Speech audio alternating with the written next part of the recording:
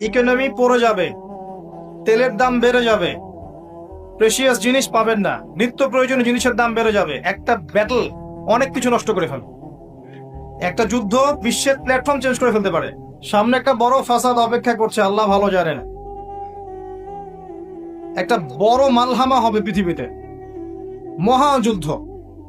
এই যুদ্ধে পৃথিবীর অনেক মানুষ মারা যাবে, এমনটা হাদিসের মধ্যে এসেছে। কে জানে, আল্লাহ ভালো জানেন এটা কবে হবে, কত সালে, কিভাবে হবে, আল্লাহ ভালো জানেন।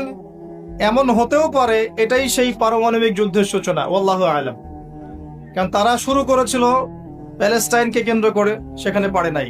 সিরিয়াকে কেন্দ্র করে চেষ্টা করেছে একটা মহাযুদ্ধ লাগানোর, পারে নাই। সিরিয়াকে কেন্দ্র করে প্রায় হয়েই গিয়েছিল, এখানে অনেকগুলো দেশ ইনভলভ হয়ে গিয়েছিল, কিন্তু নিউক্লিয়ার যুদ্ধ পর্যন্ত যায়নি।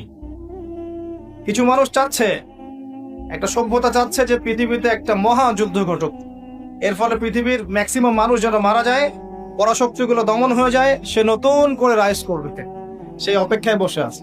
প্রথম বিশ্বযুদ্ধের পরে একটা কান্ট্রি বিশ্বের রুলিং স্টেট হয়েছে, দ্বিতীয় বিশ্বযুদ্ধের পর আরেকটা কান্ট্রি বিশ্বের রুলিং স্টেট